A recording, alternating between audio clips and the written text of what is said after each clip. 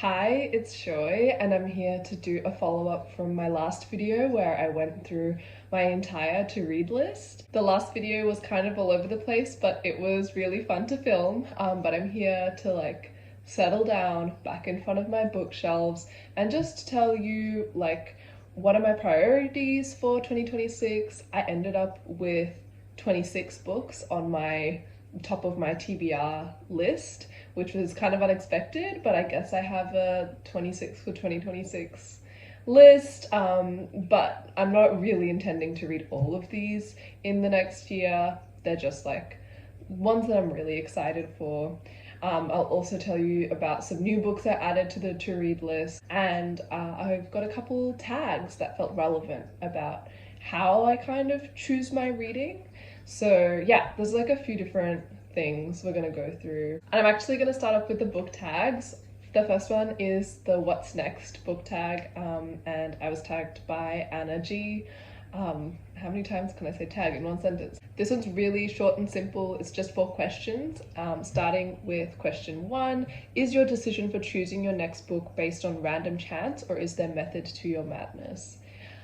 I would say that I don't plan my reading very much. I'm more of a mood reader. I did try making a notes list last year, and I used the top of my TBR list on Storygraph to plan out some of the different books I wanted to get to throughout the year, but I did not stick to it at all. But the one thing I always maintain is I have one fiction book and one non-fiction book that I'm reading at pretty much all times. Which brings us to the next question. Do your criteria for choosing fiction differ from how you choose non-fiction? And I would say yes, because they play very different purposes in my life and in my reading. Fiction books for me are all about having fun, and I look for things that will occupy my mind and are a bit of escapism. Whereas non-fiction, I definitely use to learn, and I've seen the idea of the personal curriculum floating around, and I would say my non-fiction is always a constant personal curriculum. And I guess the 3 big areas that I like to go into is South Asian history and politics, I guess revolutions and or revolutionary politics and social movements, and Indigenous ways of looking at the world. Those are the 3 priorities that I have right now for nonfiction. But in general, I would say the nonfiction I want to really practically add to my knowledge and my ability to do volunteer and organizing work. The next question is, do other people influence your next choice? And absolutely, kind of similar to that last answer, because I'm really focused on learning things that I can apply. I'm usually influenced by the people that I organize with or in the groups I'm involved with, or even just friends who are interested in a lot of similar things to me, and I think are forming a lot of our kind of view of the world together. So that's really beautiful. Obviously, I'm also influenced by people on BookTube, but that doesn't really influence what I will pick next. Aside from other people, what other influences might impact your choice? So yeah, I think sometimes I can be impacted by the BookTube buzz, but honestly, I don't really like to follow what is kind of trending, but I guess something that's being talked about over and over might make me more likely to pick it up soon. If I have a library hold, I'll just have to read that. Now I'm going to do the other tag, and then I'll tag other people to do both of them. And this one is the New Year, New Me tag. And it was Kat from Curious Cat who tagged me, and these are all kind of related to resolutions. So the first question for this one is fears. What is one book from your 2026 reading goals that scares you?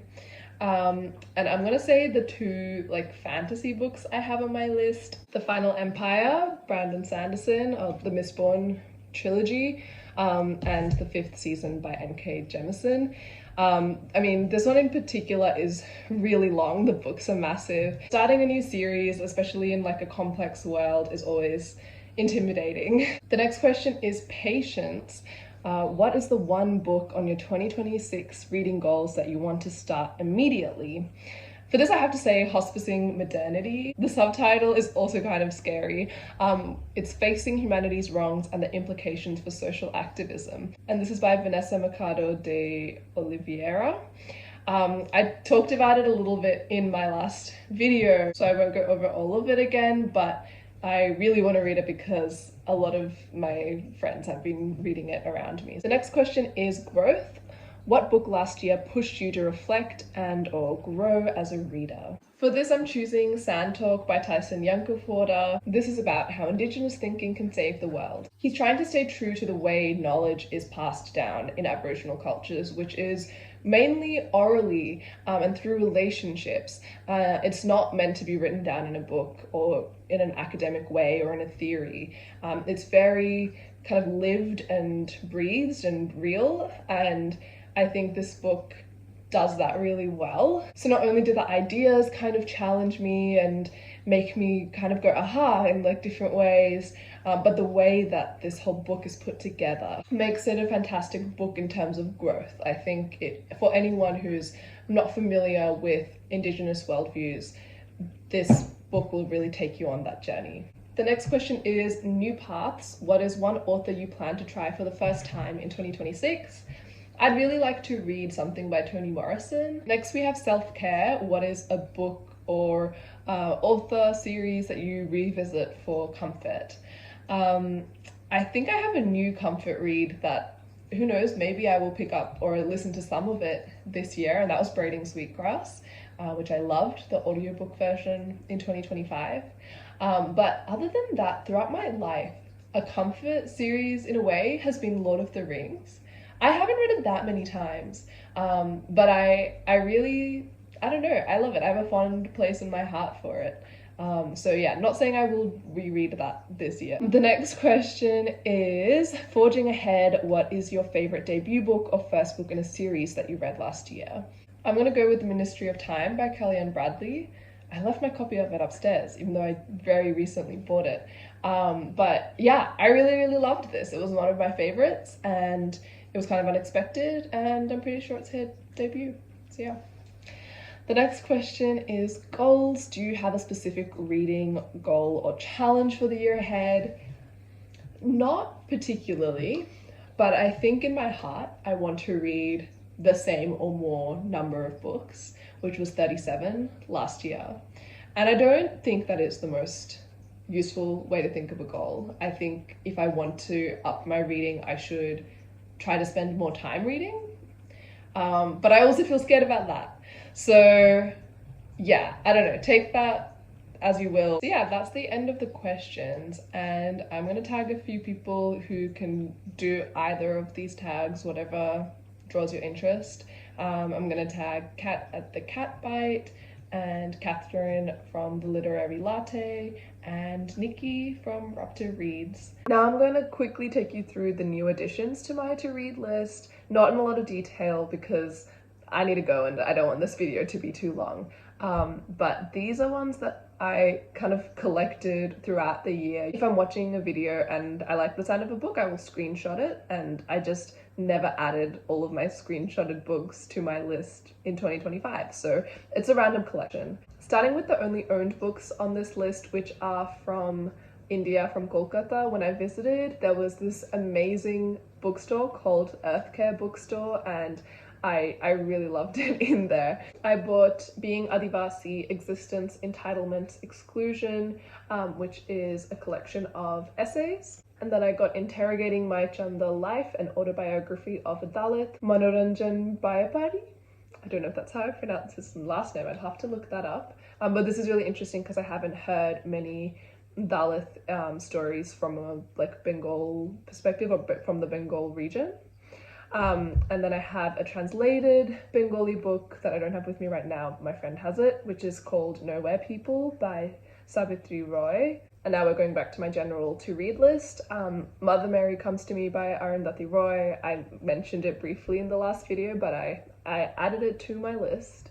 The Lion Women of Tehran by Marjan Kamali. I've heard about from a lot of people. I think it was listed for one of the book prizes. I can't remember which one. Perfect Victims and the Politics of Appeal by Mohammed El Kurd, which is very topical. A lot of people are putting it on their like Palestine reading lists. The Women's House of Detention, A Queer History of a Forgotten Prison by Hugh Ryan.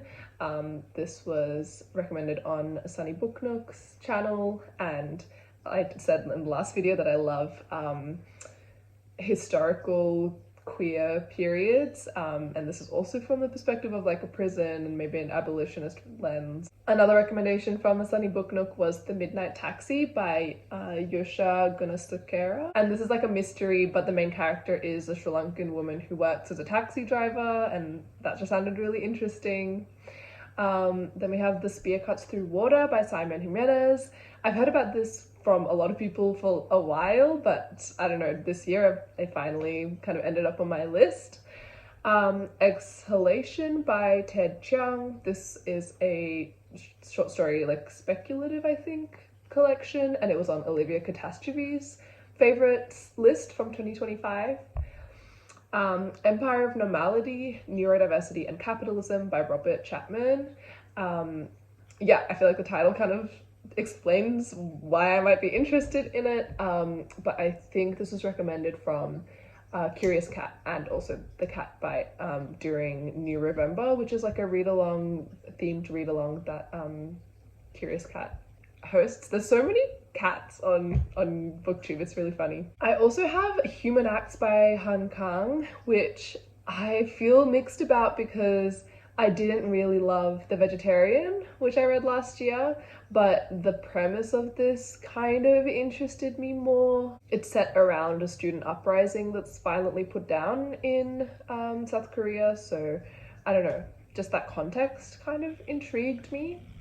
Then we have Hot Girls with Balls by Benedict Nguyen, and this was Nikki who talked about this book, and just like the cover and the premise and the title, I was like, this is fun. Another recommendation from Nikki was The Other Significant Others, Reimagining Life with Friendship at the Center.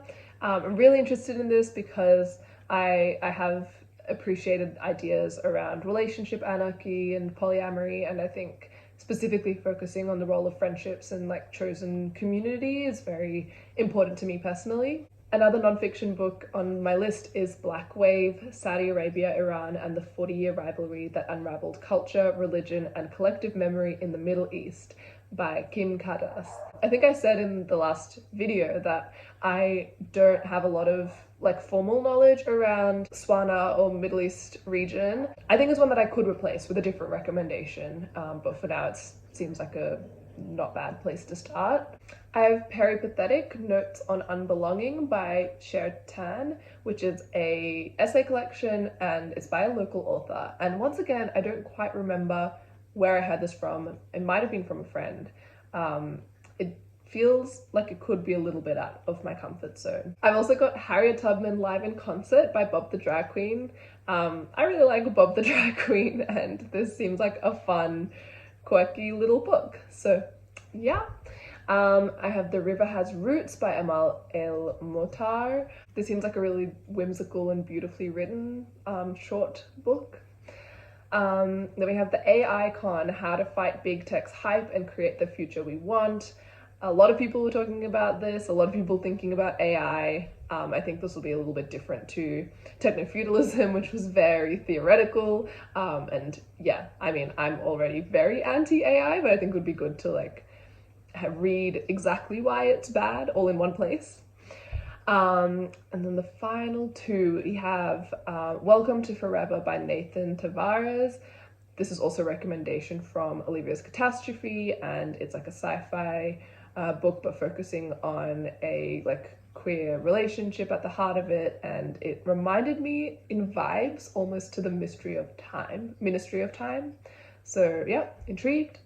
And finally, The Land in Our Bones, Plant-Ancestral Herbalism and Healing Cultures from Syria to the Sinai, Earth-Based Pathways to Ancestral Stewardship and Belonging in Diaspora. What a mouthful. I don't feel great about that title. I don't know what's going on there. But it seems like a really interesting connection of like, yeah, diaspora cultures and indigenous uses of plants and the land as medicine. So yeah, that's pretty much it. I'm gonna have to actually run off right now, but I will come back to tell you about the priorities for 2026. Okay, we are back. We are so back. We've got the chaotic lighting because it's the evening and we are almost there. I'm about to tell you my final priorities 26 for 2026, but I have a few stats because I know that some of you are nerds and you like learning about stats, and I just did some maths. And it's actually quite interesting. I started with my TBR at I think 190 and it's managed to go down to 145. And that includes 30 books that I own. When I say own, it is both physically and a few ebooks. 30 out of that 145 that I could theoretically read very soon. And this is where it gets weird. Somehow on top of that, I have 44 books that I own that are not read, but are not on my to-read list. So in total, I have 74 owned books that are not read. And I have more of those that I'm not actively interested in picking up than the books that are actually like on my Storygraph to read list. So the question is why? And maybe why don't I unhaul them? And I think the reason this is piled up is because these are owned books across like what I have here and at my parents' house. So I think there is a good amount of books that I just left at my bookshelves in my parents' house. And it's not that I'm opposed to reading them, but they are just not what I'm drawn to right now, which we saw so many times with my to-read list. Is I would say like, yes, there are parts of this I could find interesting, but I'm not being pulled. If you're interested, my full lists are on my Storygraph, so you can have an actual look at what those books are. Okay, so now I can talk to you about the top of my TBR that we've ended up with. And I'm going to go kind of in order of priority. The books at the end of this list are like, I'm getting to them very soon. I'm not actually trying to read all of these books in 2026, but they're like a kind of top tier that I'm choosing from. And also similarly to my reading goal, if I can match or beat 7 books from this list, I would be pretty happy. I think I'd like to get to some of the classics, the ones that have been on my list for a long time, and some of the new releases. These books in particular, if anyone is interested in reading as well and doing a buddy read or something like that, I would be really, really down for that because that'll help me prioritize it. First of all, we have The Devourers by Indira Das. This is like a fantasy and horror book, and it's set in Kolkata, but we kind of go back in time to the Mughal period, I think. And yeah, it seems very strange and interesting. And horror is not usually a genre I enjoy very much, which is why I was a bit on the fence about this. But seeing this genre set in Kolkata with like Bengali culture, that definitely makes me interested. And it also appears to be queer, which is another big tick for me. The next one I have on the list is In Sensorium, Notes for My People by Tanais. And this is like a memoir that's kind of told through the perspective of senses and smell and fragrances, or that is like a theme that sort of ties the whole book together. And I just need to read you part of the description because it's so exciting to me. The author is Bangladeshi and a migrant living in the US. Alongside their personal history and at the very heart of this work is an interrogation of the ancient violence of caste, rape, culture, patriarchy, war, and the inherited and ancestral trauma of being from a lush land constantly denuded, a land still threatened and disappearing because of colonization, capitalism, and climate change. Yeah, I don't know. I don't have to say any more than that. I'm so excited. I would be so excited. Oh, I feel like reading about each of these books is going to make me be like, no, this is a priority for 2026. But yes. Then I have She of the Mountains by Vivek Shreya and illustrated by Raymond Beisinger. I didn't realize this was a picture book for a little while, so I don't really know how I'm going to get my hands on it, but Vivek Shraya is someone I followed for a little while. She's a trans, I guess, like public figure. She's done a bunch of different things from Canada. And this book is looking at gender and sexuality and body image, also from a South Asian perspective, through the lens of Hindu mythology. Sorry, I think I said picture book, but it is described as an illustrated novel. But I think it would be hard to read this without ordering myself a copy, which is why it's like a low priority. Again, not because I don't want to read it, I really love the sound of it, but I think it will, I don't know, take some effort to get access to it. The next book I just talked about, and I need to grab it off my shelf, and I immediately knocked down the whole setup, but that was Being Adivasi. Like I said, it's an essay collection around the experiences and like political realities and fights of Adivasi people, which is basically indigenous people in South Asia or in India specifically, I think. And what interested me is that it seems like this collection is from Adivasi perspectives, not from academics who are writing based on their research, which I really appreciate. It's so important. And it specifically is looking at the clash between development and Adivasi kind of rights. Then we have Last Night at the Telegraph Club by Melinda Lowe, and this is set in the 1950s in Chinatown. The main character is Chinese American. It's a romance that's set around a lesbian bar called the Telegraph Club, and I think, if I'm remembering right from the description, that it might have a bit of a cast of characters and everything about that, the time period, the relationship between like culture and queerness, all of it is exactly what I'm interested in. It sounds really fun. Next, I want to talk about The Last Arabs by Omar Sacco. I first heard about this poet from Olivia's Catastrophe, and he is queer, and he explores themes around those identities, being Arab, Australian, and queer. And as much as poetry is not something I typically reach for, I feel really excited about him as a figure. I'd like to know about him, and if I enjoy his work, or even if I don't love his work, also just follow him as an artist and a creator. Next, I have This Is How You Lose the Time War by Max Gladstone and Amal El-Mutar. I'll give Lux a second to finish scratching. But this one I heard about for so long. People really love it, and it seems very dreamy almost. I don't know much about the plot, and I'm kind of happy to keep it that way. I think there is a time travel element to it, but it's really around a romance, and seems like it's also queer. Next, I have Goddess of the River by Vaishnavi Patel. And like I said, I'm interested in a few of her books, but this one in particular is around the kind of goddess Ganga. The Ganga River, or the Ganges River, flows through Bengal, but I don't know anything about her as a figure and mythology around the Ganga and her, basically. So I'm really interested to learn a bit about that. I think it'll inspire me to do a bit of my own reading and research. But also it seems like the story is focused on a relationship between a mother and a son, and parent relationships, particularly mothers, really get to me. They make me very emotional, so I'm intrigued to see how that will go.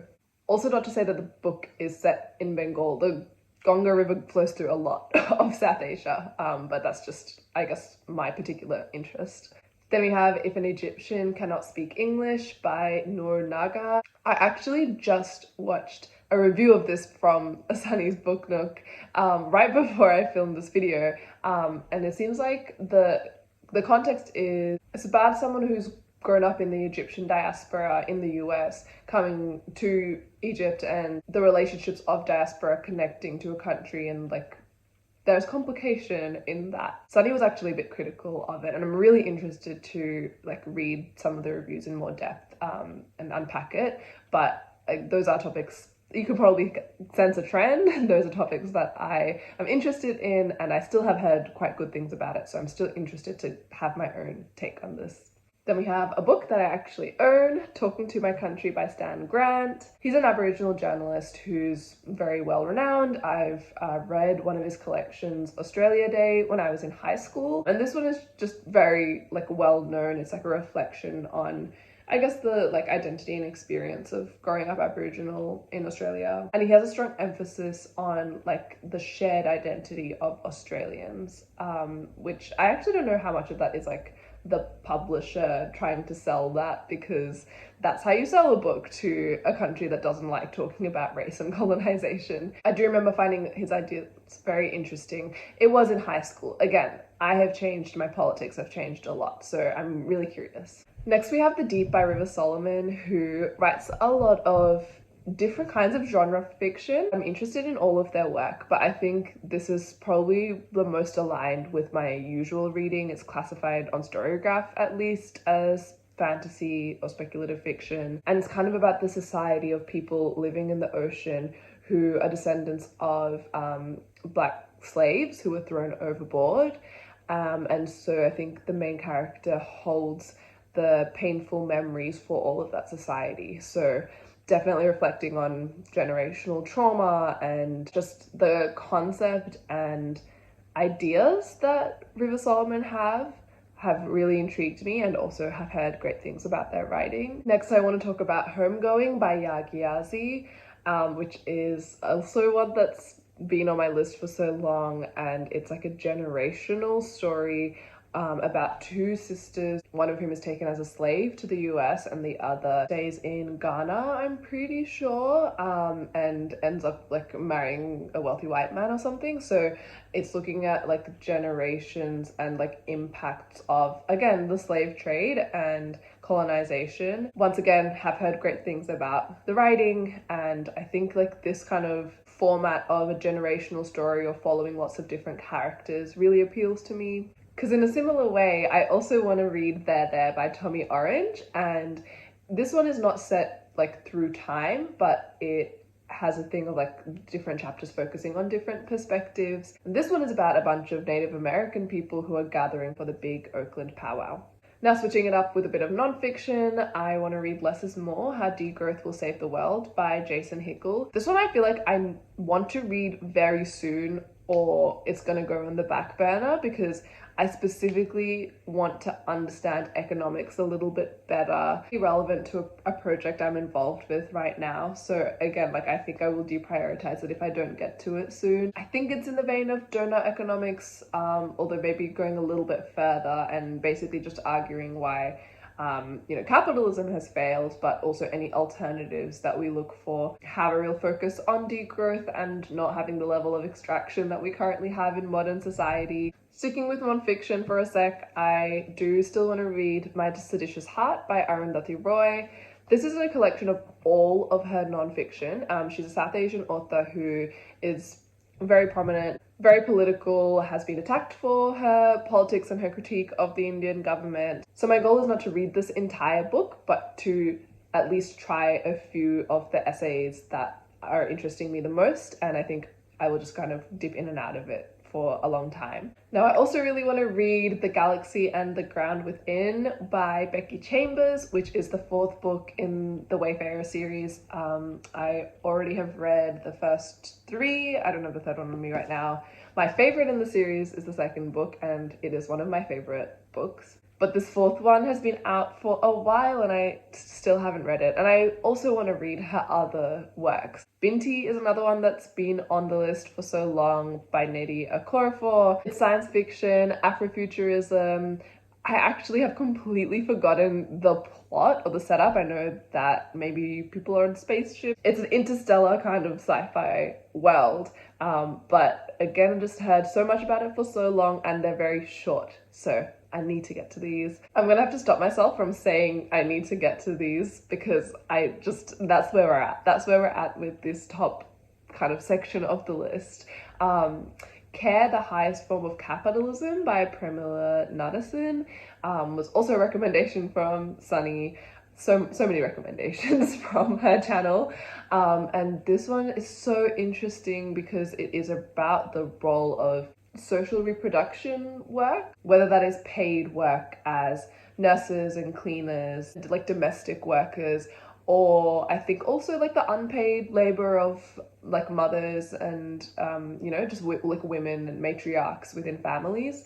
And I listened to an interview with her, or a panel, and absolutely loved what she had to say. It was so fascinating. It definitely has like a strong feminist perspective, and especially focusing on women of color in working class environments. I mean, the author is American, so I assume it's going to focus mostly in the US. The Annihilation of Caste by Ambedkar. I'm pretty sure it's a collection of his work. I'm not entirely sure what the format is, but he was very influential around the period of Indian independence, up there alongside like Gandhi and Nehru, hearing how, like, what he has to say about politics at the time, because I've just done a bunch of reading about, I guess, that time period, but also just his analysis of caste. I already talked a bunch about hospicing modernity.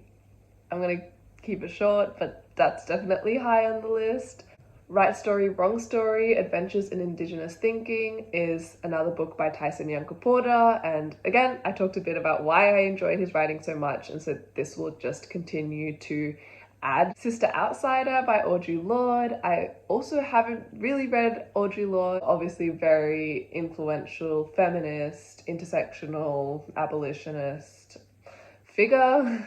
I feel like I need to really say that the amount of time I'm spending on these is not reflective of how excited I am. I just feel like I've talked about them all so much recently, so I'm trying to speed through. Coming back to the 5th season by N.K. Jemisin, probably my most anticipated fantasy series, and it has been in that place for years. I also could not tell you what this is about. I just have not heard a single bad thing about this series, so I cannot tell you anything more about why I want to read it. I just do. Everyone tells me I should read it. I'm going to. I also mentioned Toni Morrison. I think I'd like to pick up The Bluest Eye. It seems like a big theme around this one is a Black girl almost like wanting to be or idealizing whiteness. And so that element of race and identity and sense of self really interests me. But again, I would happily read any of her work. Goddess Complex by Sanjana Sathian is a top priority because I'm going to do a buddy read with Kat from Curious Cat. Centers on a woman who doesn't want to have children, and like her marriage has kind of fallen apart, but then I think there's like a version of her that maybe did have a child, or like did want to have a child, and so there's like some kind of like doppelganger effect. Sounds kind of creepy. I feel like I'm gonna be unnerved, and I can't believe we're there, but we are at the final book of this video, which is The Final Empire by Brandon Sanderson, who is a very popular adult fantasy, high fantasy author. I haven't read any of his work before. I have started this. I'm a few chapters in.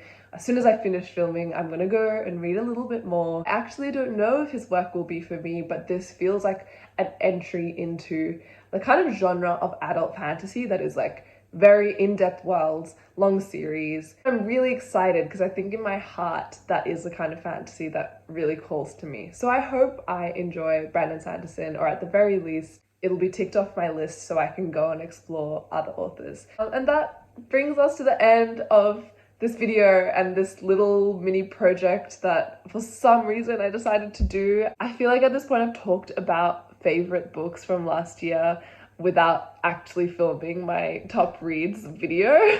But I'm really excited to see the reaction to this because I have already enjoyed hearing the books from my lists that you guys are interested in reading. What did I talk about that interested you? Are any of these on your list? Are any of them on your list for this year? Take care of yourself and each other, and I'll see you in the next video. Bye!